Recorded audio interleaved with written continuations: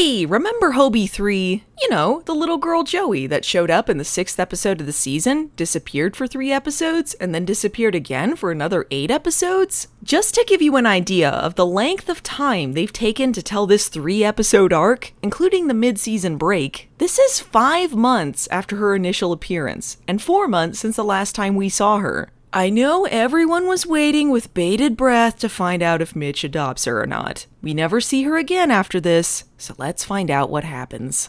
Another Cody-filled day. Time for a good-natured prank from the Holden sisters.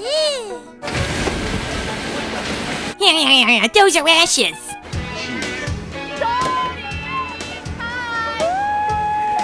Just as a reminder, Stephanie is his boss, and the last time we saw Caroline, she was irreparably traumatized by a serial killer who wanted to put her in his human collection. Meanwhile, now that Mitch has become an honorary samurai after defeating the Yakuza, he is happily watching the water while his future Hobie replacement plays with her friend. This is Xena.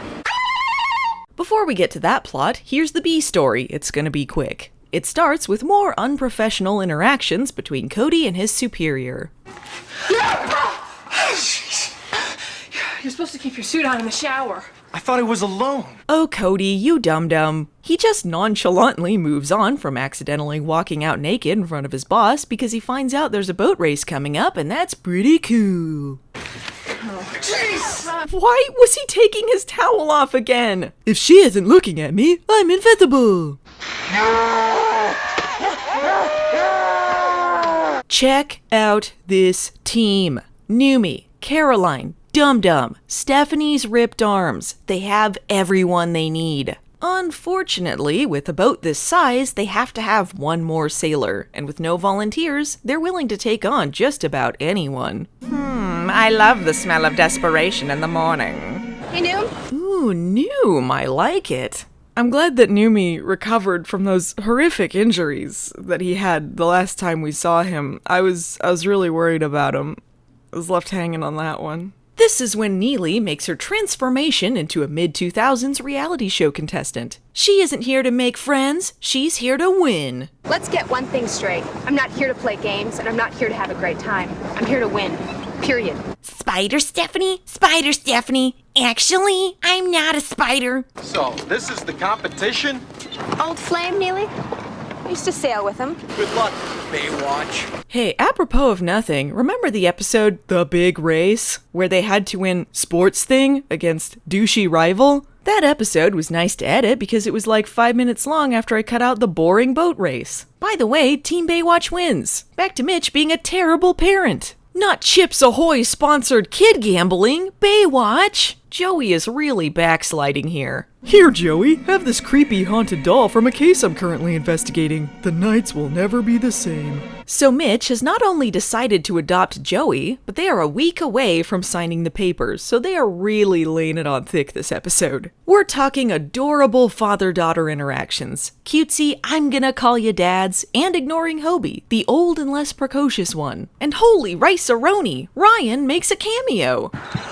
Hey, for once, both shows exist in one universe. So this is, rather pathetically, Ryan's sole appearance on normal Baywatch. I'm gonna be honest, it's like a couple scenes and not very interesting. It could have been anyone, and chances are they did it that way on purpose in case scheduling didn't work out. Ryan is a PI and forensic criminologist, so naturally, Mitch has her working with a lawyer on adoption papers for that little girl he's never once mentioned on Baywatch Nights. But unlike Mitch, Ryan is actually pretty good at her job, and she uncovered that Joey's grandparents are still alive. Joey has relatives. What? I thought I killed them all! And my new lifeguard/PI dad never gave me up to some crazy old people who my mother hated. The end. Well, I've got some good news and some bad news, Joey. The good news is, your dad is gonna have a lot more time to be a PI. The bad news is, I have to renovate this room again. Oh man, a veggie and cheese platter. Mitch must really hate these people. Luckily, Hobie knows how to calm him down with some A&W root beer.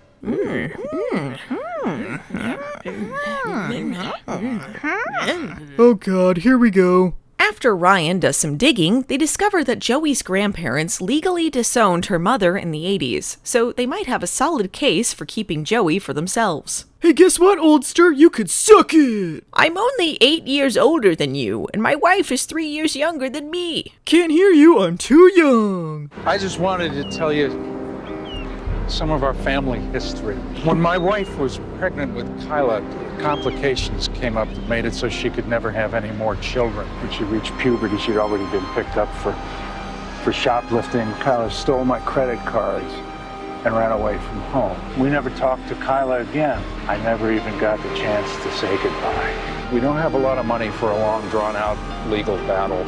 If you're going to contest our right to custody, we won't challenge. Okay, fine. Jeez, you can have her. You wanna make Dad some lasagna? It's his favorite. You got that right, Hobie. I hate Mondays. Oh, by the way, Joey, you're leaving. You're a liar and I hate you! Damn it, I had to deal with a little girl running away last week. Why must I be cursed by adorable yet troubled children? Big, fat, hairy deal, John. I hate Odie. Oh, no luck, huh? What did Trapper say? Baywatch can't even remember their characters' backstories, but they decided to keep Trapper, the Oliver Twist orphan Pied Piper, in their continuity. Okay. The little girl from Code of Silence ate Carl's Jr., but Joey is a McDonald's girl. Is it just me, or is the product placement in this episode at, like, incredulous levels? I wish you would step back from that ledge, my friend. You could cut ties with all the lies that you've been living in. And if you do not want to see me again, I would... Joey! I'm pretty sure this is your last episode, so I feel okay rescuing you. Wow, an old corpse! I've gotta show Joey this! Traumatized enough yet? How about another haunted doll to see you off? Let's get the hell out of here! Let's never speak of this again. Next time on Baywatch, the Vietnam War? Amnesia? Disabled comedians? Sure, why not?